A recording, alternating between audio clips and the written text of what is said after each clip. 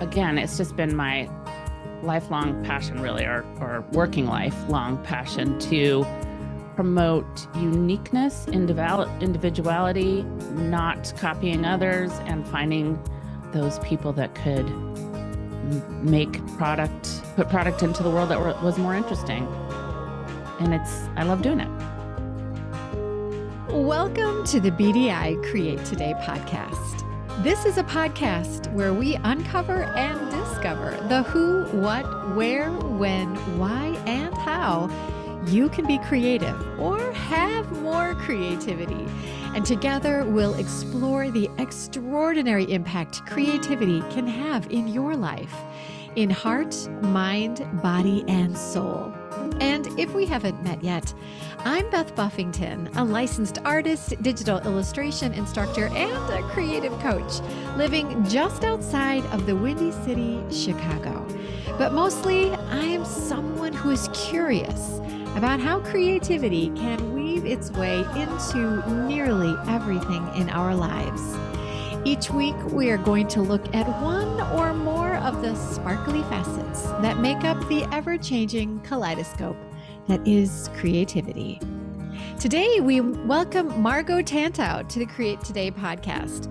Margo is an artist, art director, podcaster, and, as she says, a seeker of imaginative finds. She has decades of creative experience, and her curiosity has led her on adventures all around the globe to develop innovative gift lines, seek out product needs, forecast trends, and envision new design concepts. As an artist, she finds inspiration dabbling with paint, wire, silversmithing, and making gorgeous hats. She loves meeting new creatives, which is why she is here to chat with us today.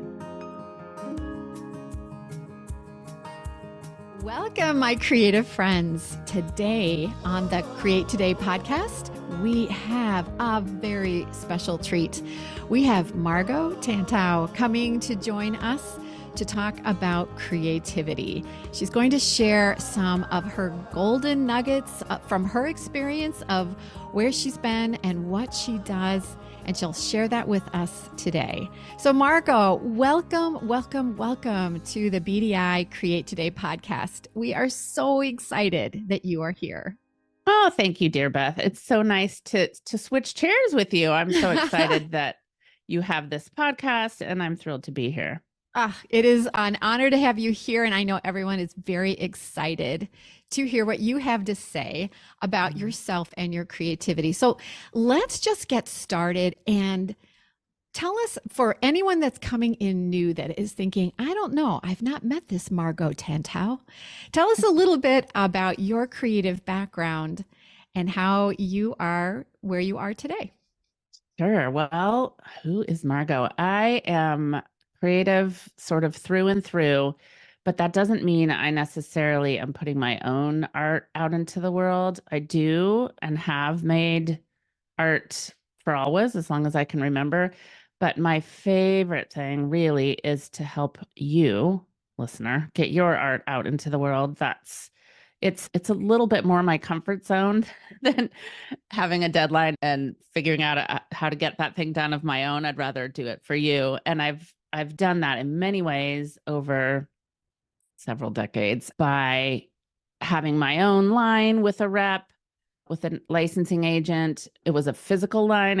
I did wire sculptures, little wire chairs that were sold all over. And so that was a learning. I've done retail forever, probably since it was before legal for me to work.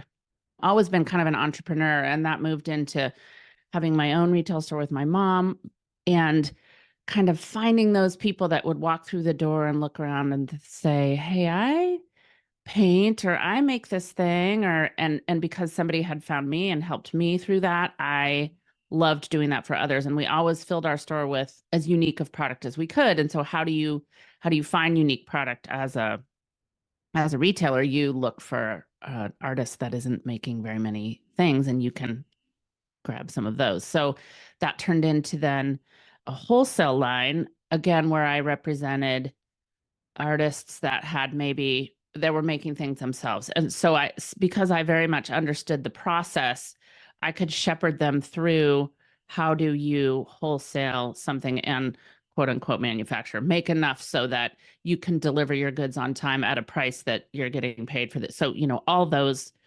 steps. And then from that, I decided I wanted to learn a little bit more about manufacturing and went into working for others, corporate, if you will. Also, well, they weren't all small companies, but I learned a lot. I traveled a lot overseas, China, India, and places beyond, to factories to understand what it meant to ideate something and get it made into a product. I've left out months of steps in between, but what that looked like, how to sell it, what made a product sell, what to look for, what kind of artist, always artist based, always licensed artists, not my own work, but others, work of others. So again, it's just been my lifelong passion, really, or working lifelong passion, to promote uniqueness, individuality, not copying others, and finding those people that could put product into the world that was more interesting.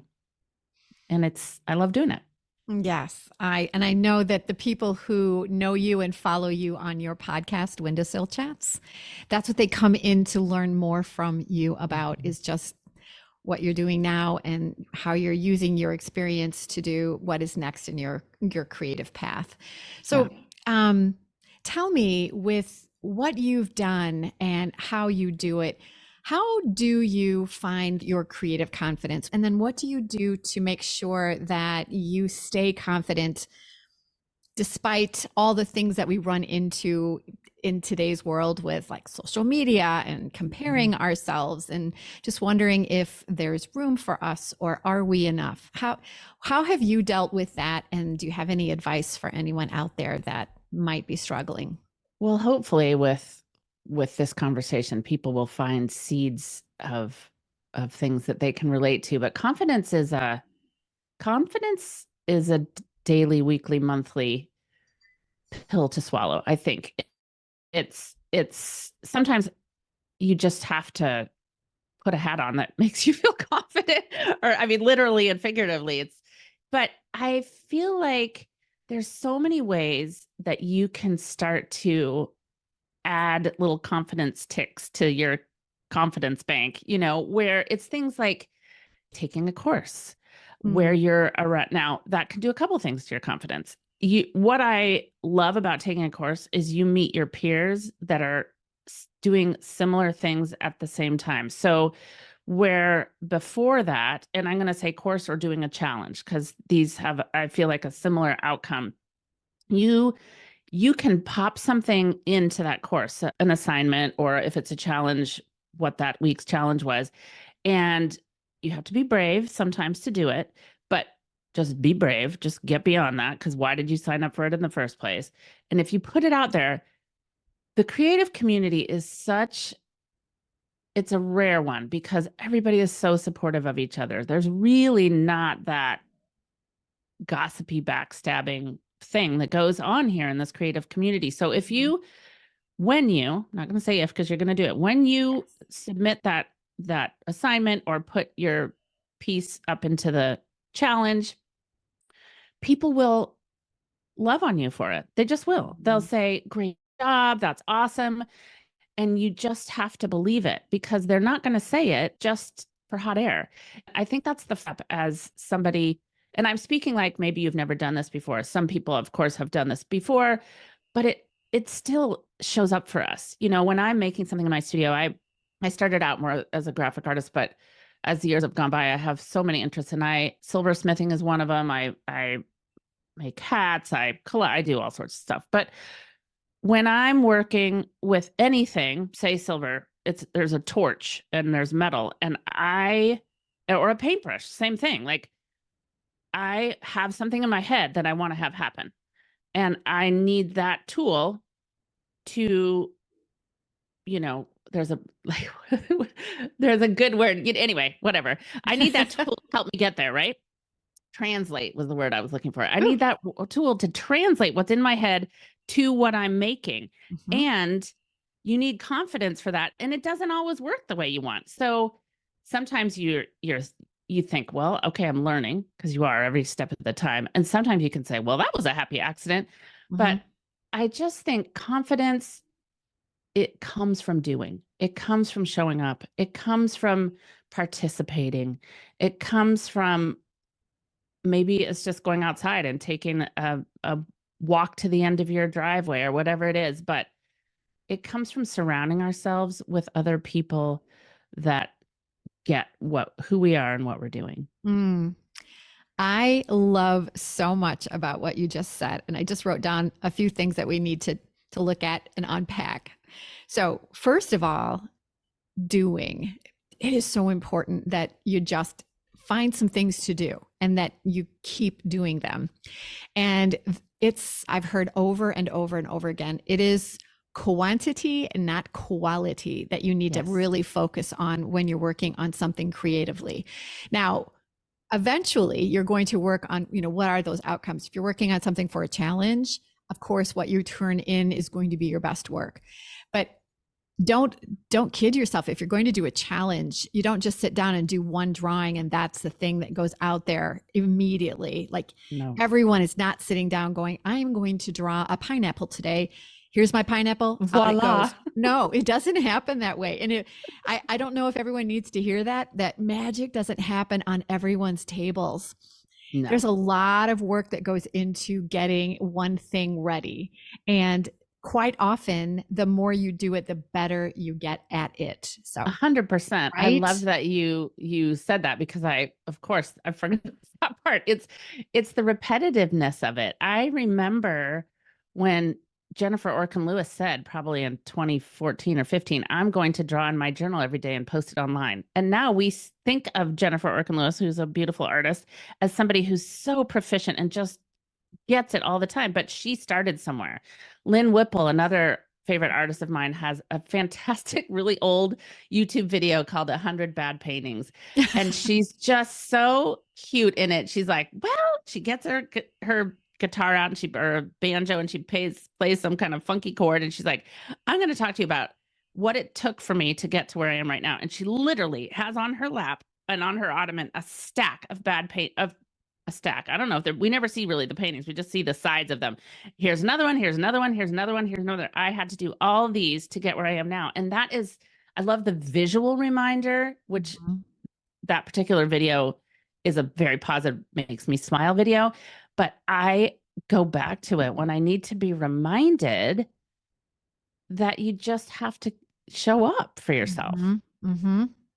I just had a call with one of my past visionary students, and she was telling me how she was working on something. And she was telling herself, when I first sit down, I need to keep working so I can get past that stage where I'm like, well, this isn't working. Well, that looks awful. Well, this is ugly.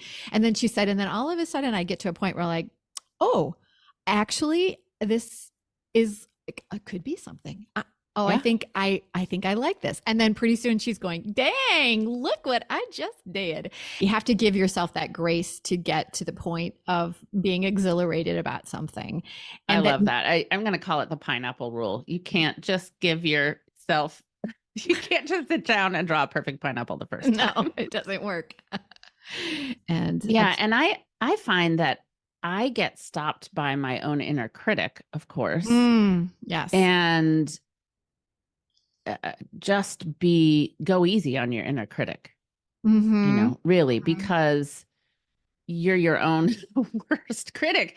And I love it when I see something like, I don't know why, but growing up, I felt like if I'm drawing, I'm going to go back to the pineapple. If I'm drawing a pineapple, it needs to look like a pineapple, what I think a pineapple looks like. But really, is that really what you want? Or do you want your own version of a pineapple in its quirkiness, in the way that you didn't quite get this to look like the perfect leaf? But because to me, that's where the interest comes from. So that's also something I've learned about myself over the years, is throw that inner critic out the door. It took me a while. I think I was fully an adult before I realized that I didn't have to listen to that inner critic. It felt like that inner critic was the parent inside me telling me how I needed to think correctly. And so when it started yelling at me, I just sort of sat up straight and said, what do I need to do? So if you're out there and you haven't realized that your inner critic is not something you have to listen to, it isn't. It isn't something you have to listen to. And that brings me to the next thing that you said that I thought was golden, which is you got to be brave. Yeah. So you might be the best artist and you're the only one that knows it because you haven't been brave enough. That's right. To get yourself out there. Getting into a class or bringing yourself into a creative community. Those are the places to go to get that quality advice so that you can get brave enough to release your work and then find positive ways to improve what you're doing. 100%. There's so much safeness in places like that, and so much, I mean, really encouragement. And I can't tell you how many portfolios I've looked at with people that have, been brave enough to say, can I do a one-on-one? Will you help me with my portfolio? I'm not sure if I'm ready. That are, oh my gosh, so ready. But they just, they haven't found that person to tell them, to give them any feedback. So find that place, whether it's, in a class, doing a challenge, in a one-on-one. There's so many more places that are available to us now from the comfort of our studios than there used to be before. So find some of your people. Find your people. Because working as a creative is such a solitary adventure. Where I live, most of my friends that are within a walking distance or a driving distance from me, most of them are not artists. Yeah. And Same can be said for family. Exactly. So what they don't know is what you're doing, what you're going through. And when they think you have a creative business, how many times do you hear, oh, that must be nice to sit around all day and draw?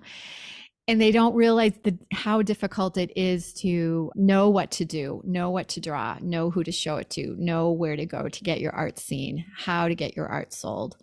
Those are very difficult things to do all by yourself. And that's why a creative community where you can find those other artists that are doing what you're doing, those are great friends to make. And they are lasting friendships that even though you haven't met them, they will feel like your besties. And when you finally do get to meet them face to face, it's the best. You don't even feel like you're meeting for the first time. You just get to hug them finally, right? My best friends are my best friends through this creative world. And I'm thinking, I don't think any of us have ever lived in the same place, but oh my gosh, do I love those texts when they come through, or the rare times I get to see them.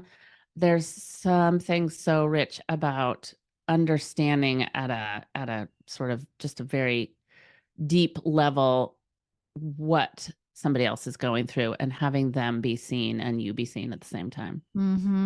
Yes.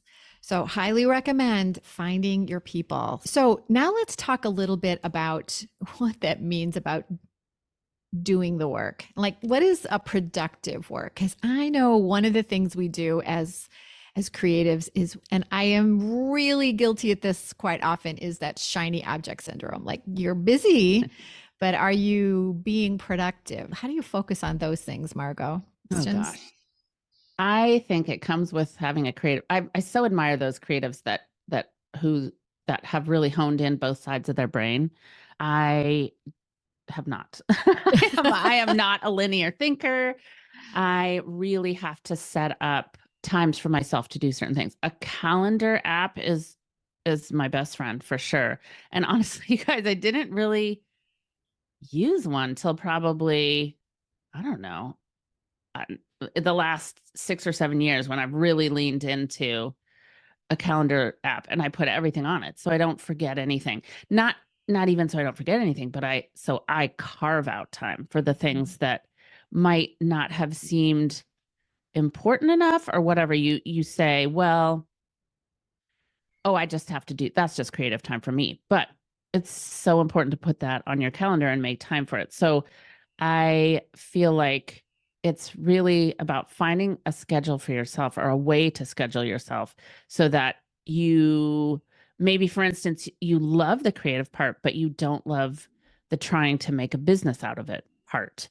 So it's equally important for you to be making the calls or putting together your portfolio or just figuring out what you even want that to look like, saving time for those things as well. So it's just about having a plan so you know how to walk through your week. Mm-hmm. That is so key. Finding time for you was something that you said that really rings so loud.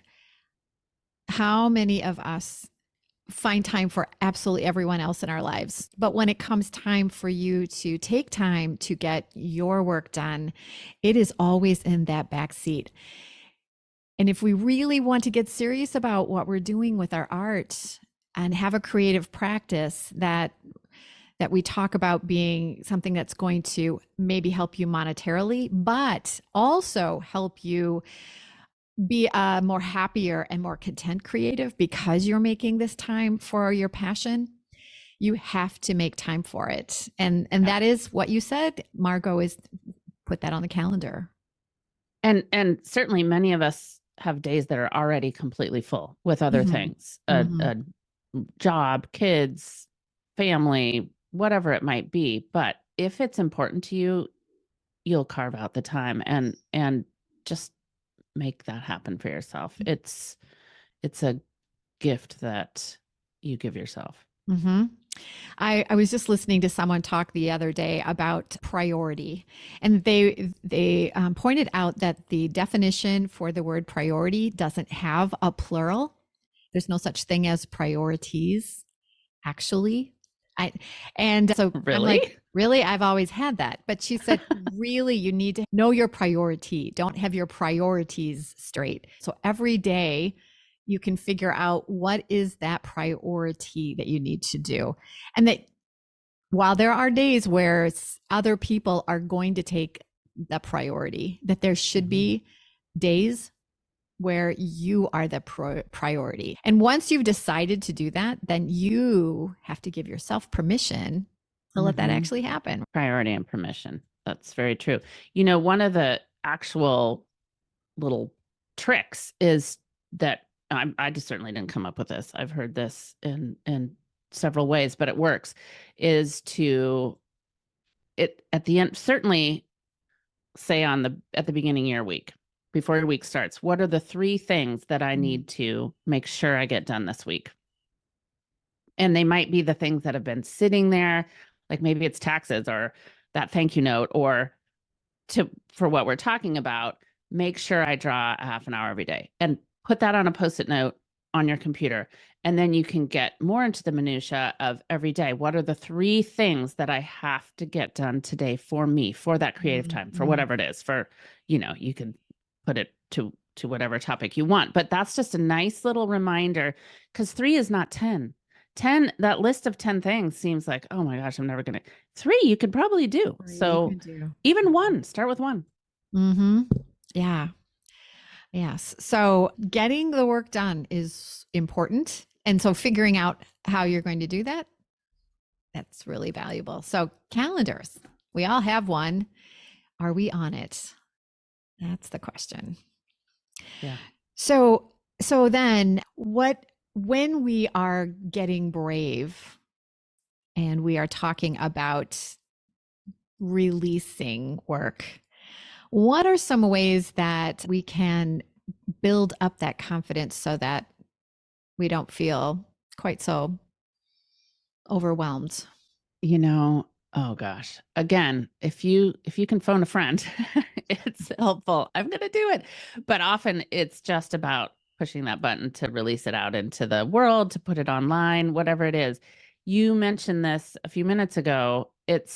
Nobody's going to see it if you don't do it. So just do it and have that feeling of pride in yourself that you put something out into the world, and you said yes, you posted it online or whatever it is. In the courses I've taught over the years, I can tell those people who it takes no matter your skill level, bravery often plays a part, just because we are our own worst enemies. But I can usually tell the people that might be more on the beginning edge of doing that, or really leaning into their own style that they want to stick to or whatever. And Spoiler, those are my favorites. I have my heart just, oh, I love it so much when I can tell somebody's being brave, because being brave is hard, Mm. but it's so worth it. And you're seen, you really are seen. And again, I have to circle back to this community is a very safe place, and very, everybody loves that. And so just be brave and do it. You'll be glad. Here's a question for everyone. Are you a creative who is a lot of projects right now that are almost done, but you Mm, haven't finished? hmm. And can stop and think, why have you not finished those projects? A lot of times, the reason you haven't finished is that when it's done, it needs to do whatever it is you created it for. Hmm. But if you don't finish it because it's not done yet, Mm. then you don't have to face the That chance that maybe someone's not going to like it. hand raised. Me too. So all you really need to do is tell yourself that you are probably a perfectionist. If I just made this a little more blue, it will be better. But what you'll find is that most people will love your B plus work. Yeah, I would love to flip that to say, if I just put this out into the world, I might be noticed, instead of if I Yeah. just added this blue, if Yep. I just showed somebody this. Yes. Yes. So what can people do to make themselves finish a project and then get brave to get it out there? Oh gosh, I push past whatever that thing is. And it might be that post-it note thing, put it on your short list, put it at the top of your short list, Mhm. and do a little maybe journaling or whatever works for you as to why you think you're holding on to that. Are you not wanting, is it because on the other side there's business calls that need to be made? Well, you're doing this for a reason. So, Mhm. put on your big girl pants and get to that part. Or is it because you just love it and you don't want it to end? We'll start something similar and get it out there. Is it because you're potentially more likely questioning yourself and going back to those other things, the confidence, the inner critic? Push past it. Will be doing yourself a favor. If you really want to play in this arena, you have to get those things finished and put them out into the world. So this is these are your stern advisors, stern but loving advisors saying Yes. it's time. Yes, I agree with everything you said there. I know something that works for me is, as someone you and I think you've been here too, Margo, with a background in graphic design. As a graphic designer, you get a project that has a deadline. Every time Yeah. you start Yeah. something, I love a there's a deadline. deadline, right? Mhm. So if you are someone that is deadline oriented and you can set on your calendar, that can often be the thing that will help you just get to that final stage and get it out there. And then just see what happens. Yeah. Enjoy watching your little bird fly, right? Yeah. And if it doesn't fly right, you can always bring it back in the nest and teach it a little few more lessons, right? But you don't know if it's going to fly or not unless you test it. That's so true. If you're always so worried about putting something out there, you're never going to move on to the next thing. There's so many artists I've worked with over the years that we can look back and say, "Oh my gosh, look where my art was when I did that project and look where it is now." Well, we're ever evolving. Our taste, the taste of the people buying our things, the trends, the needs. It's just about doing that, and giving yourself a deadline is such a great one. And I'm one of those people that fills all the time I have until it's done, but then it's done. That's fantastic advice. Yeah, give it a go. I know that as an artist that was coming up with collections for someone to buy was so much harder than being a graphic designer who someone said, I need this logo by this date to a Because convention. what they want already. You know what they want. And as an artist, you're now going, I don't know, should I draw pineapples or should I be drawing something completely different? It is very hard to choose something and then get that rolling as a deadline that you need to follow. When you're a graphic designer, you're pulling the horse pulling the cart. But when you're an artist deciding what to draw, you are pushing your cart. You can't see where you're going as well, and it's harder to steer. It is. And there's, such a great topic. It's like, well, what do I start with? How do I do that? Where is my horse? What is my topic? And there's so many ways to come up with things like that. And yeah, important thing though, to remember that you're driving this. And I think too, if you're someone that knows you want to do your art, but you're not quite sure how to get that collection ready, how to choose, how to proceed, this is where a class is really going to help you. I mean, we weren't born with instructions on how to do this. Yeah, that's something I've been teaching online for almost 10 years. It's so important. And there's so many ways, there's so many places to find that. So go to all those places you love and figure it out. I mean, you can even look on Pinterest, search collections or go to Anthropology and look at their tabletop. And right there in the first picture, you'll see a collection. This is the dinner plate, salad plate bowl mug. There's so many ways and things, think of when you walk through the grocery store and there's pasta boxes. Well, there's different kind of pasta and all those boxes have graphics on them. And that's a collection. There's so many ways to look at it, but start to collect, if you will, on a board or whatever, those things. So you're thinking about it. And then once you have an idea about just what you need to do to organize a collection, then it's rinse and repeat. Just something that catches your eye, you thinking, I really like this topic. How can I turn that into a collection? Now you kind of have a formula to get that going. So, it's not reinventing the wheel every time, but you have to have that path to follow before you can go, well, that worked. Now let's do it again.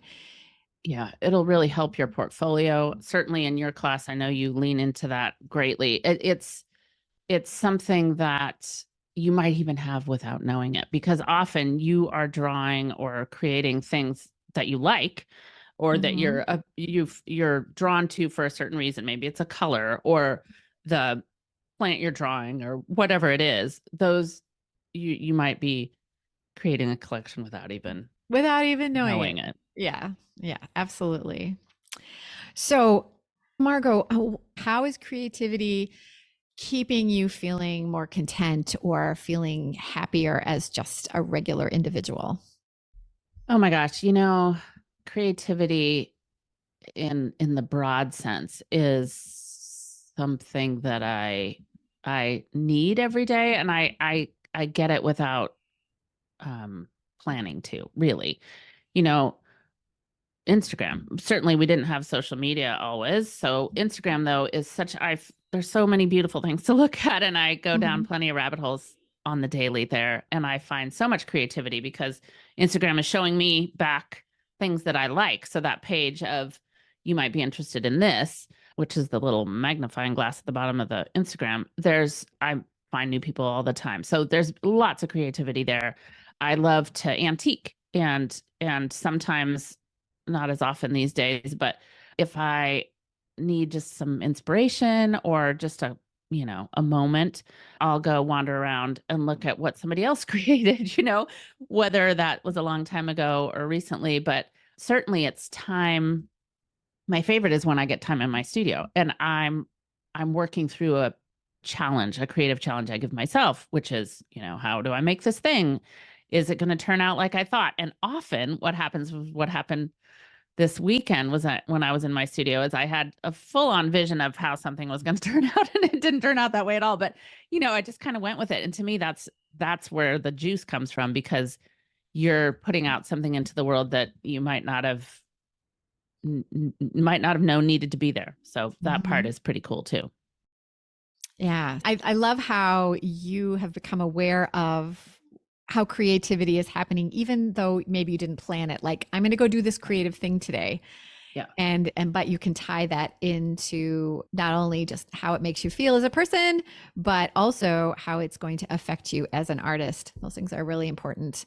So I love the fact that you are collecting ideas by doing your antiquing and being on Instagram.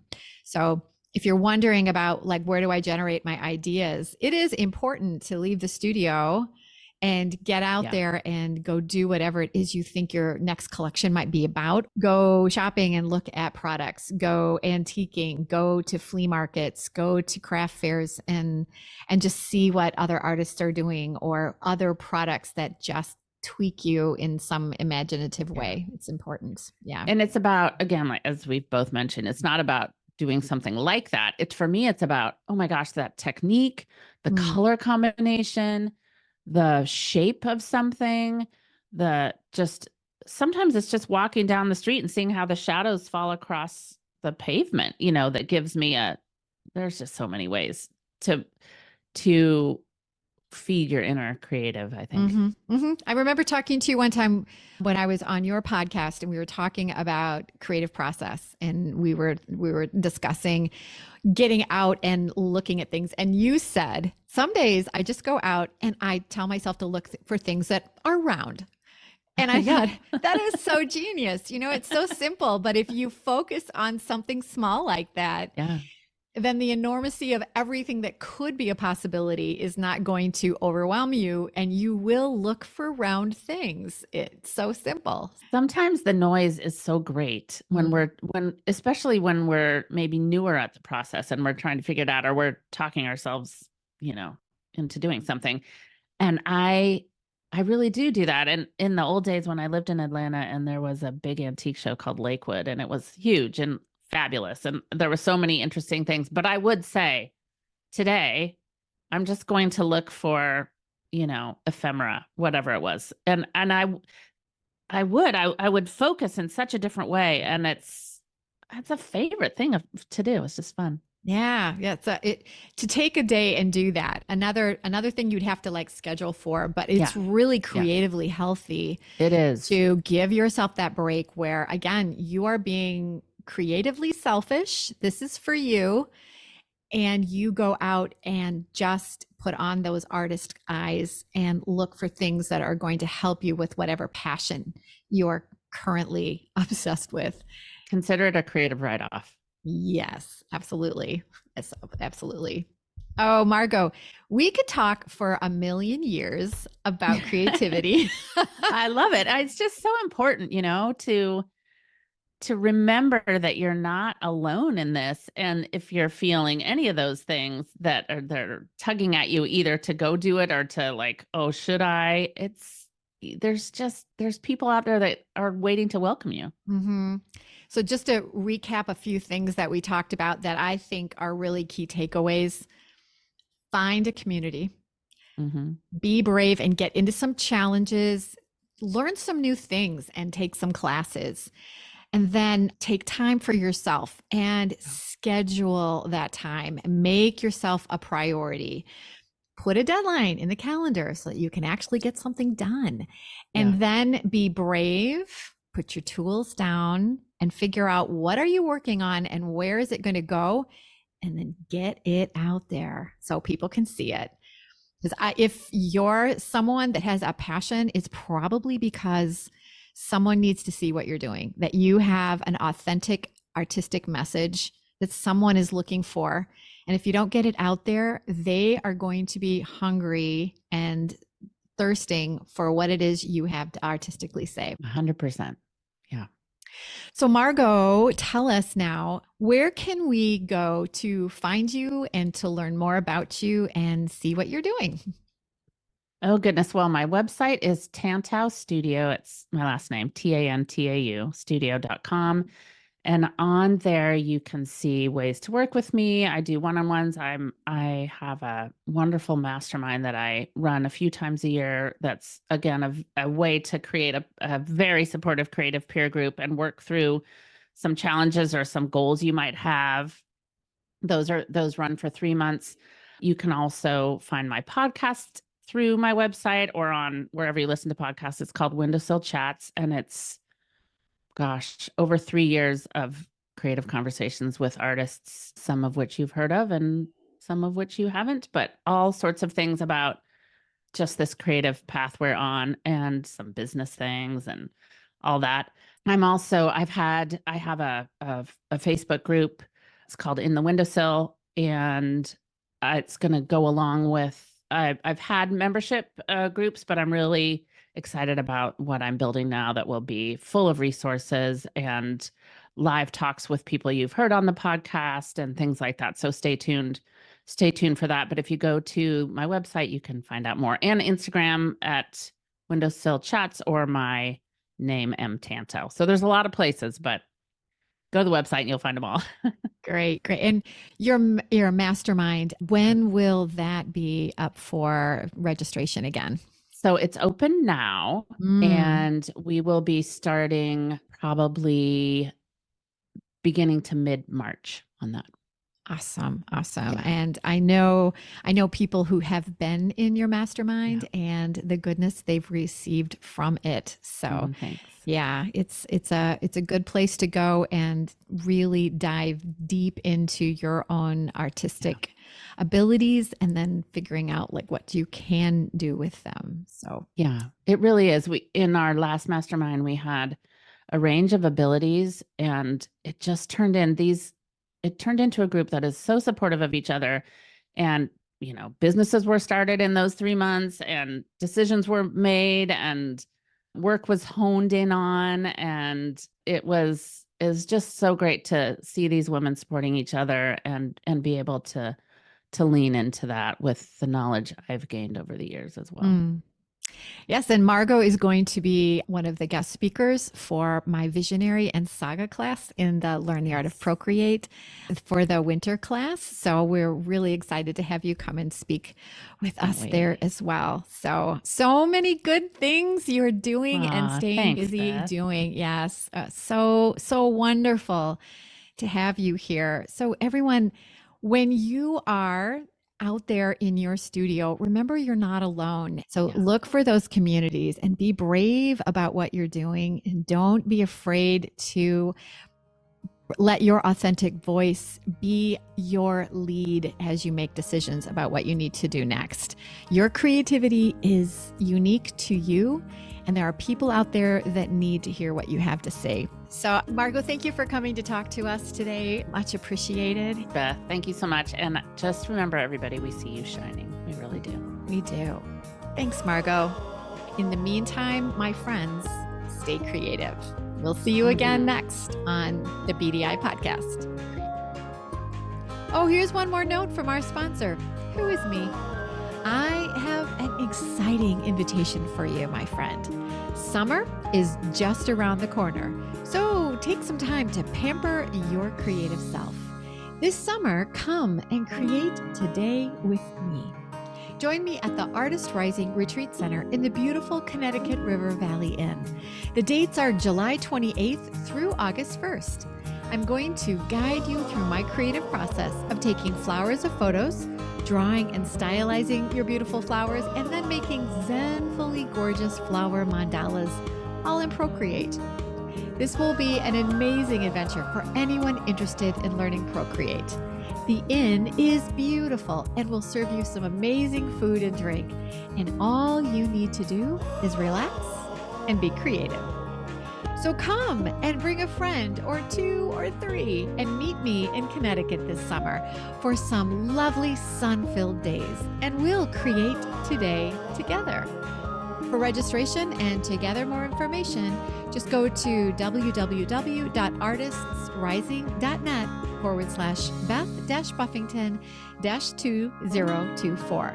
That's www.artistsrising.net/Beth-Buffington-2024.